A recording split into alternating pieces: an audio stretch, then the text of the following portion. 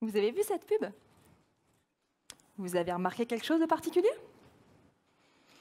Pour moi, il y a un détail qui fait toute la différence.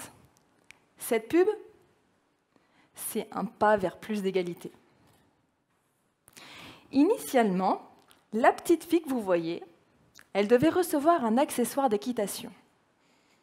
Rien de sexiste en apparence. Pourtant, c'est ce petit détail qui ancre les inégalités. L'équipe de communication s'est mobilisée pour que cette petite fille aussi puisse lever fièrement des gants de boxe. L'égalité, c'est un combat de tous les jours. L'égalité, ça passe par la prise de conscience. Je vais vous donner quelques chiffres. Chez Decathlon, sur les 100 plus gros salaires, 5 sont attribués à des femmes. 5 sur 100. En France, sur nos 280 magasins, 37 directrices. Et pas sur n'importe lesquels, sur les plus petits magasins. Sur nos 12 entrepôts, 2 directrices. Sur nos 26 régions, 2 directrices régionales. Et sur nos 77 marques en propre, nous avons 10 femmes leaders de marque, dont une bonne partie nommée récemment. Ces chiffres sont la preuve d'une inégalité réelle, une inégalité à combattre pour plus de justice. Prendre conscience des inégalités, c'est déjà faire un pas vers leur suppression. Les inégalités, il faut en parler. Parler, c'est déjà agir. Parlons de harcèlement. Oui, il ne faut pas se le cacher. Certains collaborateurs sont victimes de harcèlement au sein de notre entreprise, au sein de nos entreprises. Il y a une question que j'aime bien poser lorsque j'interviens dans des publics plutôt très masculins. Elle est toute simple, mais révèle beaucoup de choses. Imaginez-vous que demain, votre fille intègre l'entreprise, et plus particulièrement votre service. Seriez-vous serein à l'idée qu'elle s'épanouisse au sein de votre équipe? Généralement, ça laisse un blanc. C'est ici que j'aime expliquer la différence entre l'humour, la séduction et le sexisme. Pour moi, c'est important de faire la différence. Les victimes de harcèlement parlent rarement. Je me souviens de Christelle qui, lorsqu'elle a donné sa démission, est venue me voir. Ce jour-là, elle m'a tout déballé. Les propos, les comportements sexistes dont elle était victime, la pression psychologique. Elle m'a même montré les mails qu'elle recevait avec des remarques improbables sur son physique. Ce jour-là, j'étais en colère contre elle, car elle n'a pas voulu me donner le nom de son harceleur. En colère contre moi, parce que je n'ai pas réussi à la convaincre. Par son silence, elle n'a pas aidé ses anciennes collègues. Et cet homme n'a pas été sanctionné pour les actes qu'il a commis. Ce qui parfois aussi protège ces hommes, c'est le turnover. Ça déplace le problème, ça ne le résout pas. Par son silence, elle a permis que cela se reproduise.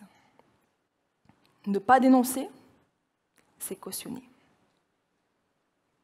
Je suis leader de l'égalité professionnelle entre les hommes et les femmes chez Decathlon et je porte cette mission avec conviction.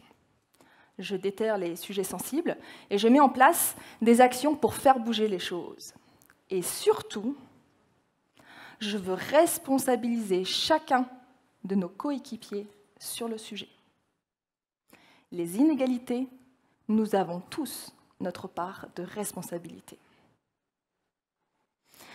Je vais vous présenter 2 leviers d'action. Le premier, combattre les attitudes ancrées dans nos habitudes. C'est tellement en nous que ça en devient naturel. Les préjugés des hommes, tout d'abord. Leur réticence à recruter des femmes. Une femme, directrice, en fait, il n'y en a jamais eu sur ma région. Une femme, va falloir gérer les hauts, les bas, ses états émotionnels. Une femme, physiquement, on est quand même dans la grande distrive. Hein. Et puis Claire, avec son mari qui est toujours en déplacement et ses 2 enfants, clairement, ça ne va pas être gérable pour elle de reprendre un magasin. Leur peur de la maternité. Une femme, ça peut s'arrêter jusqu'à 3 ans avec le congé parental. Ça va nous mettre dans la merde, on ne peut pas se le permettre. Leur mauvaise foi aussi, parfois. Alexia, moi, recruter des femmes, j'ai aucun souci avec ça, tu me connais.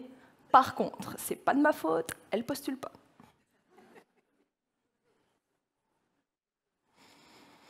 Ce n'est pas en ayant ce genre d'attitude qu'on va faire bouger les choses. À nous, mesdames, parce que nous avons aussi notre part de responsabilité. Il n'y a pas que les hommes qui doivent changer leur comportement. Combattre le manque de confiance en soi.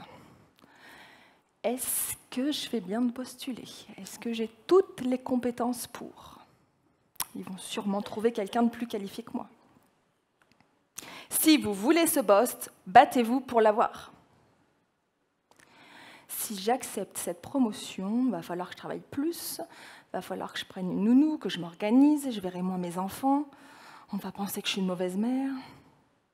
Arrêtez les préjugés et assumez vos choix.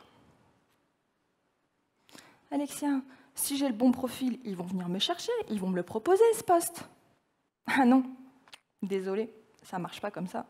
C'est à vous de vous faire connaître. Finalement, je pense que je vais me retirer du processus de recrutement. On n'est plus que 2, mais je pense que mon collègue, il a plus les capacités. Ne reculez pas, n'hésitez pas. Permettre d'un côté, oser de l'autre. L'égalité, ça passe par un cheminement mutuel. Ça, c'était le premier levier d'action. Le second. Pour aider à ce changement de comportement, nous avons besoin de bons outils. Je vais vous en présenter 2. Le premier, c'est la formation Leadership au féminin. Une formation réservée exclusivement aux femmes. Les 3 piliers sont la confiance en soi, l'automarketing et le rapport au pouvoir et à l'argent. Cette formation dure 3 jours et toutes les femmes de l'entreprise peuvent s'y inscrire. Le deuxième outil, c'est le mentoring. C'est comme un système de parrainage. D'un côté, vous avez les mentors, des femmes et des hommes qui ont une grosse expérience dans l'entreprise et qui sont sur des postes à forte responsabilité, et de l'autre, des femmes qui ont envie de booster leur projet. Les mentors vont accompagner ces femmes, les challenger, les inspirer, les conseiller. Bref, c'est vraiment de l'empowerment. Et ça marche. Marion, l'année dernière, est passée d'un poste de responsable d'exploitation en magasin à un poste de digital leader en marque. En ayant eu comme mentor Bruno, l'un des pionniers de Decathlon, lui, il s'est senti fier et utile. Et elle s'épanouit aujourd'hui sur un métier qu'elle ne connaissait pas encore il y a quelques années. Les outils permettent de transformer nos paroles en actes tangibles, en actes visibles. Et puis, il y a les personnes inspirantes et les régions inspirantes. J'ai envie de tirer mon chapeau à celles qui, aujourd'hui, sont des modèles pour l'entreprise. Je pense à l'Alsace, Lorraine, l'Auvergne, Isère. Dans ces régions, c'est juste. La mixité est assurée. Nommer une femme enceinte en tant que directrice sur un grand magasin, c'est possible, on sait faire. Et tout ce que nous mettons a priori en place pour les femmes, ça sert également les hommes. Ainsi, notre livret maternité est devenu un livret parentalité. Le congé paternité est désormais indemnisé au même titre que le congé maternité. Et la formation « Réussir son équilibre vie pro, vie perso à l'arrivée d'un enfant » est ouverte aux femmes comme aux hommes. La mixité, ça marche dans les deux sens. Le fait que je puisse ce soir exprimer haut et fort mes convictions sur le sujet, c'est un nouveau pas vers plus d'égalité. Je suis fière de ce rôle de leader égalité, mission unique et singulière, preuve que le combat avance. De ce regard croisé, vous êtes entrés un, vous sortirez autre, plus éveillés, plus outillés, plus impliqués en quête de l'égalité.